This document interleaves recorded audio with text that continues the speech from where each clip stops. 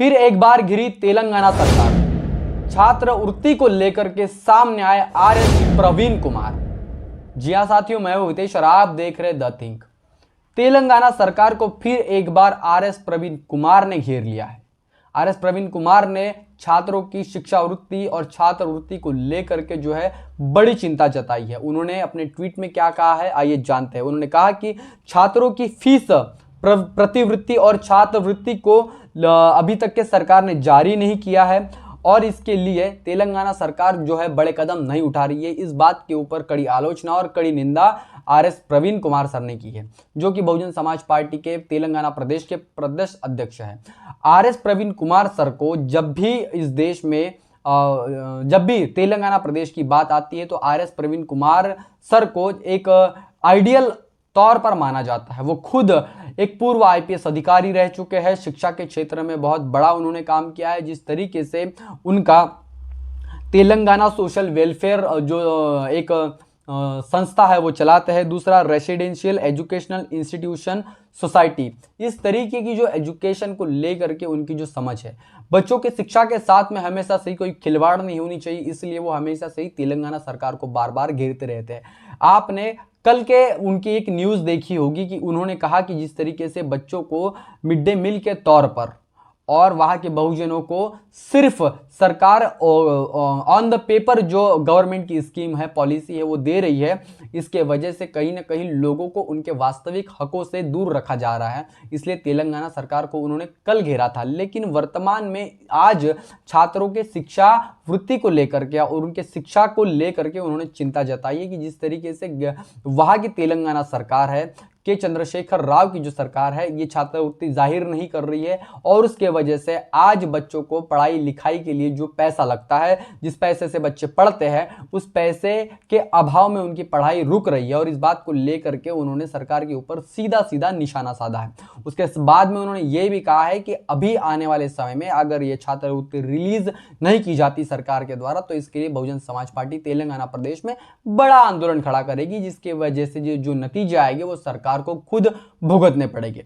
अब एजुकेशन को लेकर के आरएस प्रवीण कुमार सर इतने क्यों बेचैन रहते हैं? आप उनके कई वीडियो देखे होंगे कि उनको वीडियो में बच्चे जब देखते हैं तो उनके ऊपर जो पूरी की पूरी बच्चों की भीड़ है, उनसे हाथ मिलाने के लिए जो है लाइन लग पड़ती है। बच्चों के साथ साथ में जितने भी लोग हैं, उन लोगों के दिलों में आरएस प्रवीण कुमार सर की जो एक छवि बनी हुई है, जो एक इमेज बनी हुई है, वो किसी राजनेता ही नहीं तो एक सोशल वर्कर जिस तरीके से होता है, जिस तरीके से मान्यवर साहब कांशीराम जी को लोग देख करके उनके कदमों में झुक जाते थे, उनके पैर पड़ने के लिए लोग आते थे। इसलिए उनकी जो एक इमेज है वो दलित आइडियल और बहुजन आइडियल के नाम से जानी जाती है। तो उसी तरीके का उन्हें हम अगर तेलंगाना स्टेट का कांशीराम साहब अगर बोले तो ये भी कभी कम नहीं होगा। इस तरीके की उनकी वहां पर इमेज बनी हुई है।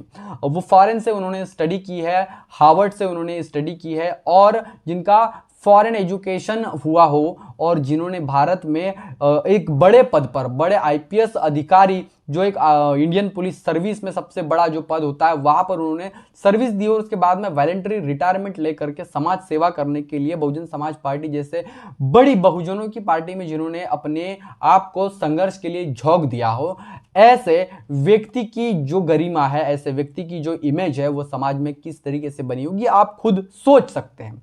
लेकिन वर्तमान में शिक्षा को लेकर के उनके जो काम है, उनके जिस तरीके से जो नीतियां वो बनाना चाहते हैं, अगर वर्तमान में आज तेलंगाना सरकार जो काम कर रही है उनके ऊपर बार बार उनके ऊपर विपक्ष की भूमिका निभाने का काम जो है खुद आरएस प्रवीण कुमार सर कर रहे हैं, क्योंकि वो वर्तमान में किसी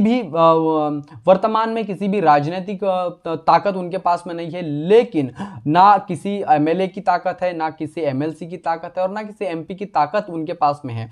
लेकिन पूरे प्रदेश में बहुजन समाज पार्टी का जब वो नेतृत्व करते हैं तो एक विपक्ष की मजबूत भूमिका निभाने का काम वो खुद करते हैं। और इसीलिए आपने देखा होगा कि केसीआर सरकार जो है, के चंद्रशेखर राव की जो सरकार है, हमेशा से ही इनसे डरी हुई है, क्योंकि वो एक प्रतिष्ठित आईपीएस अधिकारी रह चुके हैं। प्रशासन का उनको जो है बहुत बड़ा अनुभव, तगड़ा अनुभव है और उसके बाद में वो जब राजनीति में आया है तो उनको राजनीति प्लस ब्यूरोक्रेसी, इसका जो है नॉलेज बहुत ही बड़े पैमाने पर उनके पास में है। और इसके बाद में जब वो राजनीति में उन्होंने पदार्पण किया तो उन्होंने सोच लिया कि मैं अगर ज्यादा से ज्यादा काम करूंगा तो बच्चों की शिक्षा पर, इस देश को और सशक्त राष्ट्र बनाने के लिए किस तरीके से मेरे द्वारा अगर कोई काम होता है तो इसके लिए मैं देश के लिए कैसी बड़ी व्यवस्था खड़ी कर सकता हूं। तो तमाम जो चीजें हैं, हर मुद्दों पर वो बात करते हैं, बहुजनों की हर घटना पर वो अपनी प्रतिक्रिया देते हैं, सरकार को कभी घेरने के लिए आगे पीछे नहीं देखते। आपने देखा होगा कि बहुजनों के साथ में खाना खाते हुए, बहुजनों को खाना खिलाते हुए,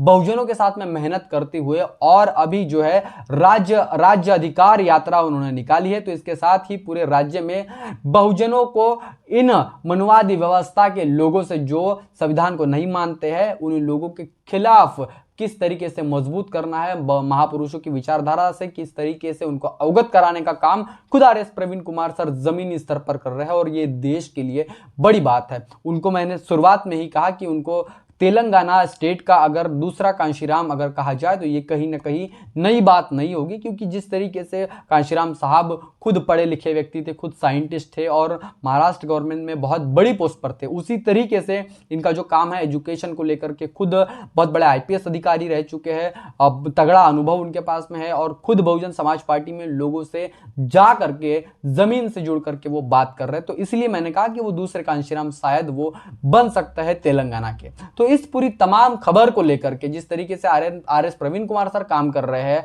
शायद किसी राज्य का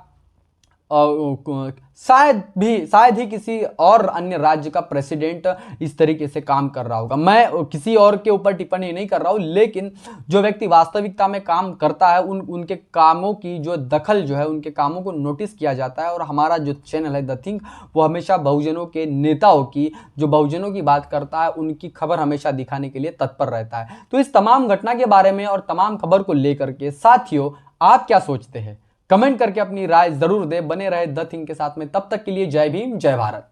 बहुजन विचारधारा को घर घर तक पहुंचाने के लिए हमारे YouTube चैनल को सब्सक्राइब करें, लाइक करें, कमेंट करें, शेयर करें और बेल आइकन की घंटी दबाना ना भूलें।